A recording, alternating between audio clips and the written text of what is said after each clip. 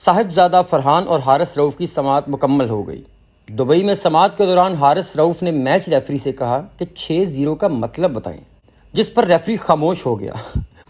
Ritchie ریچرڈسن نے کہا کہ آپ نے 6-0 کا اشارہ کیا اور بھارتی بورڈ کو اس پر اعتراض ہے۔ حارث نے جواب دیا بھارتی بورڈ خود واضح کرے کہ 6-0 کا مطلب کیا ہو سکتا ہے۔ ریچرڈسن نے کہا لگتا ہے آپ کا اشارہ کسی اور چیز کی طرف تھا۔ حارث نے کہا آپ بتائیں وہ کیا چیز ہو سکتی ہے جس کی طرف میں اشارہ کر رہا تھا۔ ریفری نے پوچھا آپ نے یہ اشارہ بار بار کیوں کیا؟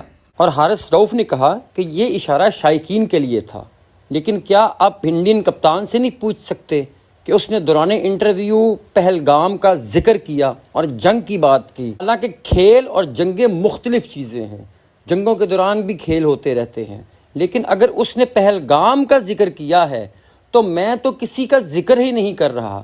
6 کا مطلب کیا ہوتا ہے؟ 0 کا مطلب کیا ہوتا ہے؟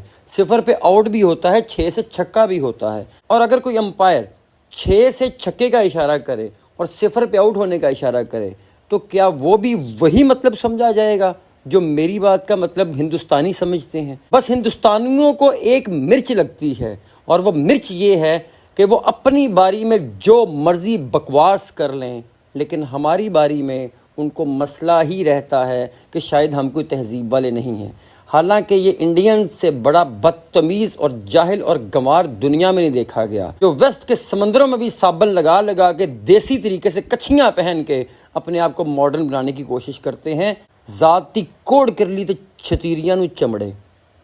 ویسے یہ بڑی تفصیل سے بات تو حارث رؤف نے نہیں کی۔ حارث رؤف نے یہی کہا تھا کہ 6-0 جو ہوتا ہے اس کا مطلب کیا ہے۔ شائقین جو مجھ سے پوچھنا چاہ رہے تھے میں نے ان کو بتا دیا۔ تو ریچی ریچرڈسن کے پاس بھی کوئی جواب نہیں تھا، اور ہندوستانی بغیرتوں کے پاس تو کوئی جواب ہی نہیں ہو سکتا۔ کھوتے کی نسل ہے یہ، کھوتے کی نسل ہندوستانی۔